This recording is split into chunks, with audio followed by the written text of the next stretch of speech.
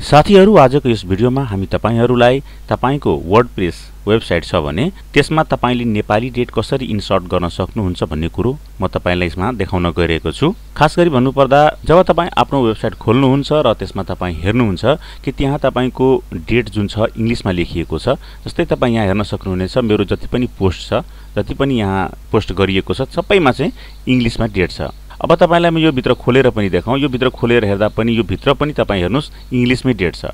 अब यो डेटहरु इंग्लिशमा छ तर यो समाचारहरु चाहिँ नेपालीमा छ, पोस्ट नेपालीमा गरिएको छ। त्यसैले यो डेटहरु पनि नेपालीमा भइदियोस् भन्ने चाहना छ। त्यस्तो लाग्छ भने म तपाईलाई यहाँ नेपाली गरेर देखाउँछु। अब यहाँ तल पनि हेर्नुस्, यसमा पनि तपाईको इंग्लिशमै डेट छ। यो सबै चाहिँ नेपालीमा गर्नुपर्ने छ। त्यो चाहिँ आजको यो भिडियोमा म तपाईहरुलाई देखाउन गइरहेको छु।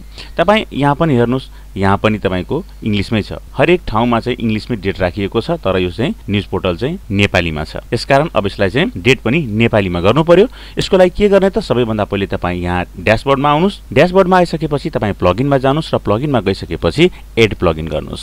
एड प्लगइनमा तपाई यहाँ क्लिक गरिसकेपछि तपाईको यो पेज आउँछ र यहाँ चाहिँ तपाई गएर यहाँ चाहिँ तपाईले टाइप गर्नुपर्ने हुन्छ WP नेपाली डेट। अब तपाईले यहाँ WP नेपाली डेट गरेर सर्च गर्नुभयो भने यहाँ चाहिँ तपाईको नेपालीका जति पनि प्लगइन हुन्छन् सबै चाहिँ यहाँ तपाईको देखा पर्छ। जस्तै यहाँ तपाईले हेर्न सक्नुहुनेछ नेपाली डेट कन्भर्टर भनेर आएको छ, अर्को डेट टुडे नेपाली भनेर आएको छ। अब यसमध्ये चाहिँ कुन छान्ने भन्ने कुरो हुन्छ। तपाईले जुनसुकै पनि छान्न सक्नुहुनेछ तर मैले चाहिँ राम्रोको लागि यहाँ चाहिँ मैले आज नेपाली डेट कन्भर्टर नै छान्न गइरहेको छु। तपाईलाई म यहाँ चाहिँ मोर डिटेलमा गएर देखाउँ। यसको तल चाहिँ तपाई आउनुभयो भने यहाँ चाहिँ प्रत्येक पोस्टमा चाहिँ तपाईको कति सेकेन्ड अगाडि वा कति मिनेट अगाडि तपाईले पोस्ट गर्नुभएको छ त्यो चाहिँ यहाँ चाहिँ क्लियर खुलेरै आउँछ, यहाँ चाहिँ लेखेरै आउँछ।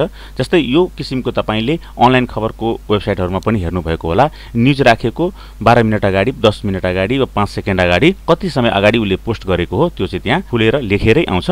त्यस्तै चाहिँ यहाँ पनि आउँछ। अब यहाँ तपाई हेर्नु होला तल तपाई जानुभयो भने यहाँ सर्ट कोडहरु पनि केही दिएको छ डेभलपरहरुको लागि। तपाईले यहाँबाट केही सर्ट कोडहरु, HTML कोडहरु पनि तपाईले आफ्नो वेबसाइटमा गएर युज गर्न सक्नुहुनेछ। त्यसपछि तपाई यहाँ तल आउनुस्। अहिलेको लागि यहाँबाट तपाईले इन्स्टल गर्न सक्नुहुनेछ र यो प्लगइनलाई तपाई यहाँबाट इन्स्टल गर्नुस्। इन्स्टल गरिसकेपछि यहाँबाट तपाईले यसलाई एक्टिभेट पनि गर्न सक्नुहुनेछ र यहाँबाट यसलाई एक्टिभेट गर्नुस्। एक्टिभेट गरिसकेपछि तपाईको प्लगइन यहाँ इन्स्टल भइसकेको छ र यहाँ तपाईले आफ्नो प्लगइन खोज्नु पर्ने हुन्छ।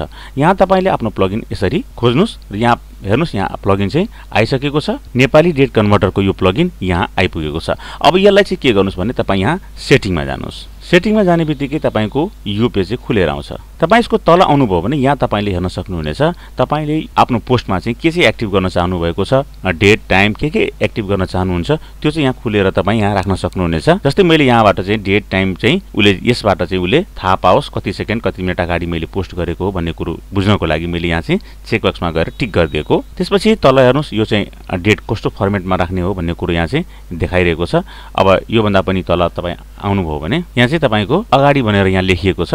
तपाई यसलाई अगाडि अघि जे पनि दिन सक्नुहुनेछ, चेन्ज गर्न सक्नुहुनेछ। चाह्यो भने तपाई यहाँबाट चेन्ज पनि गर्न सक्नुहुनेछ र यदि तपाईलाई यही मन परेको छ भने तपाई तल आउनुस् र तल आएर यहाँ सेभ चेन्जमा गएर चेन्ज गरिदिन सक्नुहुनेछ। अब सेभ गरिसकेपछि तपाई चाहिँ आफ्नो वेबसाइटमा जानुस् र वेबसाइटमा गइसकेपछि तपाई यहाँ हेर्नुस् मेरो अहिले इंग्लिशकै डेट छ। अब यसलाई म रिफ्रेश गर्दै छु। अब म यहाँ होममा गएपछि यहाँ हेर्नुस् मेरो पोस्टमा जति पनि इंग्लिश डेट थियो सबै चाहिँ नेपालीमा आएको छ। 19 मिनेट अगाडि, 12 घण्टा अगाडि, 13 घण्टा अगाडि, 19 मिनेट अगाडि यहाँ चाहिँ तपाईले यहाँ प्रष्टै हेर्न सक्नुहुनेछ। यता पनि हेर्नुस्, यतापट्टि पनि सबै ठाउँमा चाहिँ जति पनि इंग्लिश डेट थियो सबै नेपाली डेटमा आएको छ र यसलाई मैले पोस्ट खोलेर हेर्दा पनि भित्र पनि हेर्नुस् यहाँ भित्र पनि नेपालीमा आइसकेको छ। 11 मिनेट अगाडि भनेर यहाँ चाहिँ पोस्टमा आइसकेको छ। आशा छ तपाईहरुले आजको यो भिडियोबाट बुझ्नुभयो होला कसरी तपाईले आफ्नो पोस्टमा वा आफ्नो वेबसाइटमा नेपाली डेट इन्सर्ट गर्न सक्नुहुन्छ भनेर। हस्त, धन्यवाद।